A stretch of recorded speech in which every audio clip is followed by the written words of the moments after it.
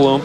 We also had a brief shot of a wounded Porsche, the number 66 car, trying to find its way back into the pits with a left rear tire that was messed up. Meanwhile, here is that battle once again, and that Porsche obviously blended the attack by the Mercedes, but it has gone again. My God, there it is. It's into the trees. Right. Unbelievable. That is what we have seen twice already this weekend, and that one went off track.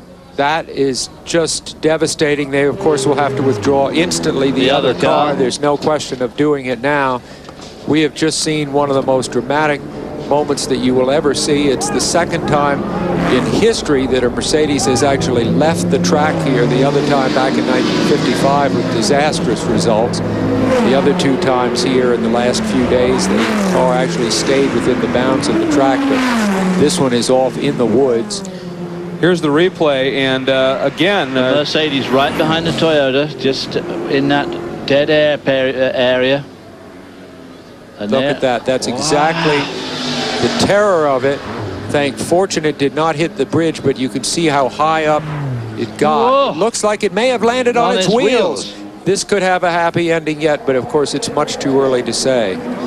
Get the other car off the track. 3 full flips in that car, and that is just terrible. I'm not sure exactly who was behind the wheel. I don't want to make a guess at it. Let's watch it again, and it's an uphill approach here, and it's just right here. I mean, there's no rise here. It just took off right there.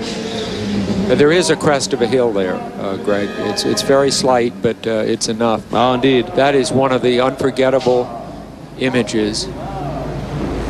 Good Lord alive, look at that.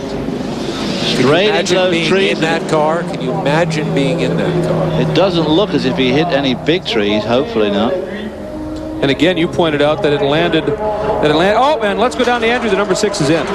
Yeah, the number 6 is coming now dropping the door, as you can see, and that's it. And I would say the Mercedes-Benz effort is over.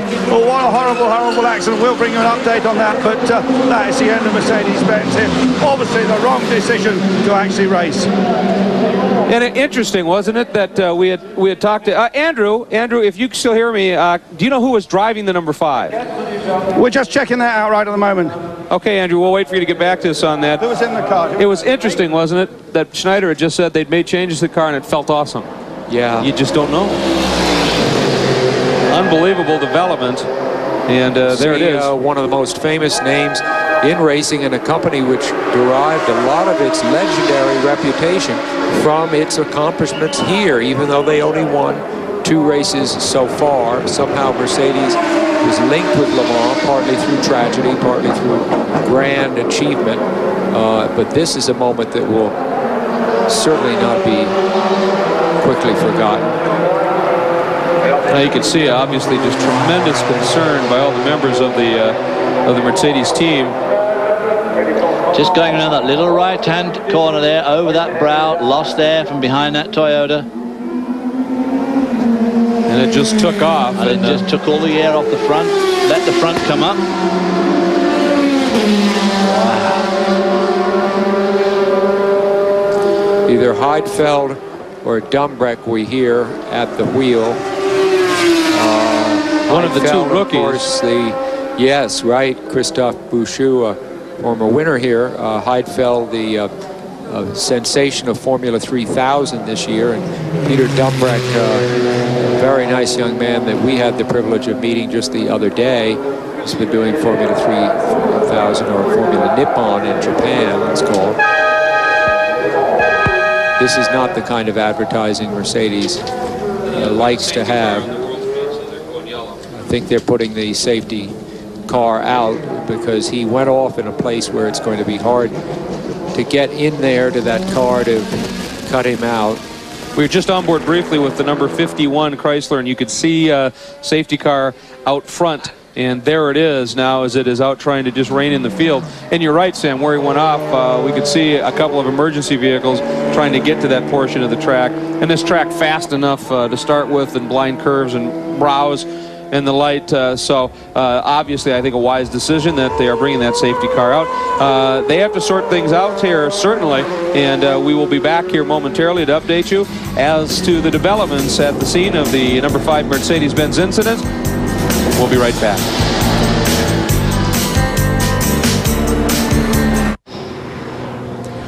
Welcome back to Le Mans. We are on board with the number 51 Viper. That was a look backward. There is the safety car and one of the emergency vehicles out front.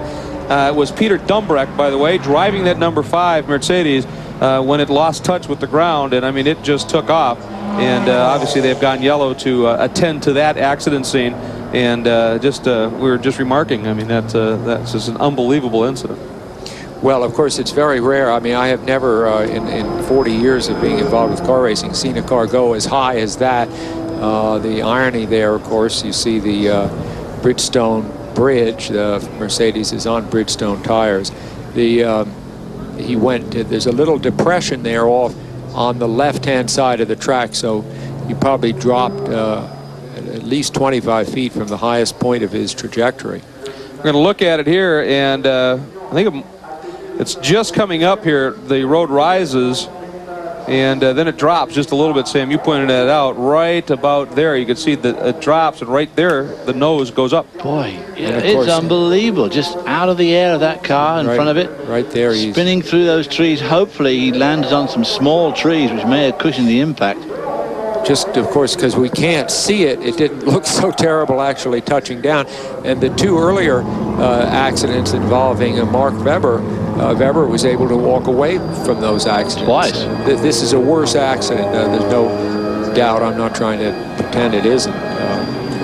And let's go right down to Andrew Marriott. Andrew, what's going on? Well, yeah, we have confirmation that Peter Dumbreck was driving the car.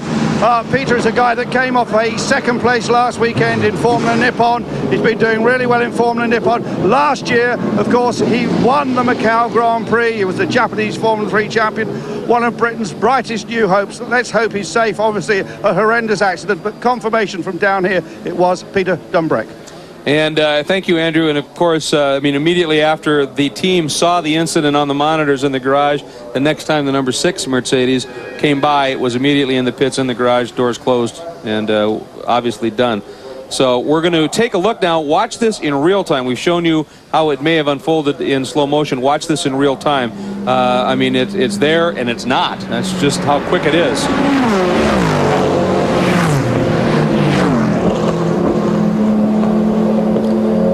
Unbelievable. Well, one great thing is there was no fire. Yes. See, no fire. That's one great step forward. The next great step forward is a lot of trees breaking the fall. It looks as if he hit on the back of the car and more or less upright, I think. And in a hollow, a little hollow where, yeah, you're right. I mean, just unbelievable. So, once again, there's a good shot of the Mercedes garage, and it has not been a happy Le Mans for the great German Mark. We'll be back.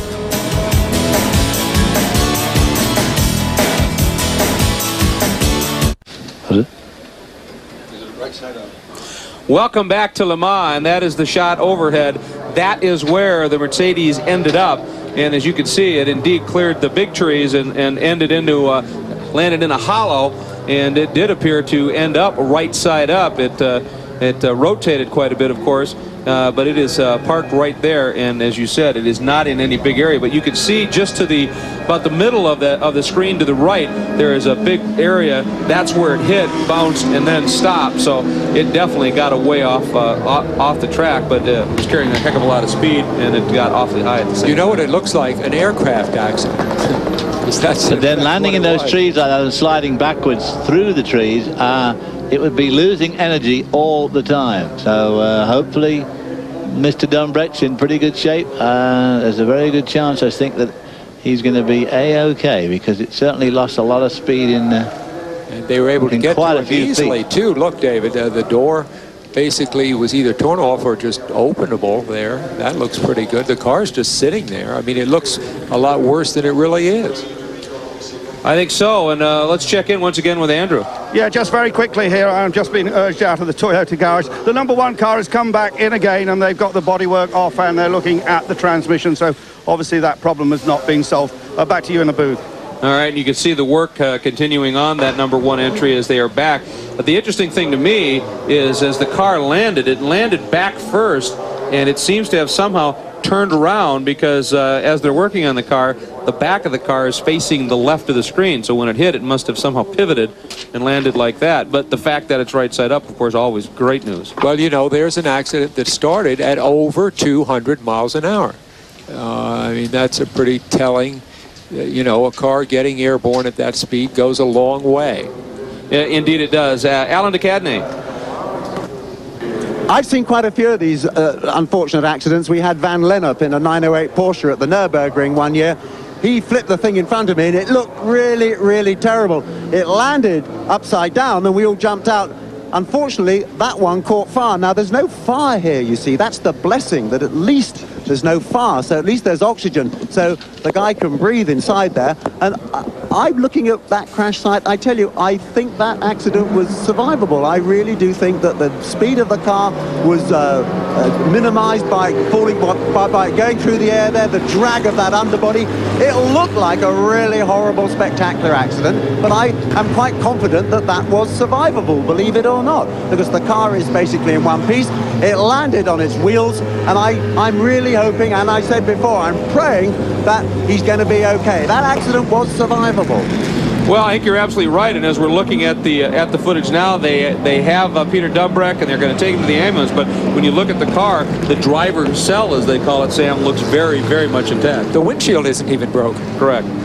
So I think we hope certainly that it is very, very good news, no question. We will be back and certainly update you as we get any information, let you know what's going on. We are under yellow here at Le Mans.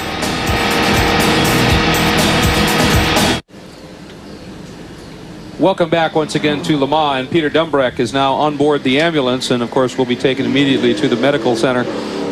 Again, we hasten to point out that obviously we're speculating here, but that car, as Alan DeCadney said before we went to break, and what we can see of it, Sam, the driver's cell looks fine, and they now have Peter on, as we said, on board the ambulance, and he will be taken to be checked out. Of course, we'll update you as we get information, certainly. Well, obviously, any speculation by us is completely incorrect, but the car, it's just extraordinary to think of what that car went through, and the fact that it's still basically in one piece is an incredible testament. And there was a design flaw in this car in the first place that caused it to get airborne, but boy, after that, you see on the right of the screen, you'll see the bottom of the car start up as if it's climbing a steep ramp, but once it started to go through its gyrations, the strength of the car and the design is obviously awesome.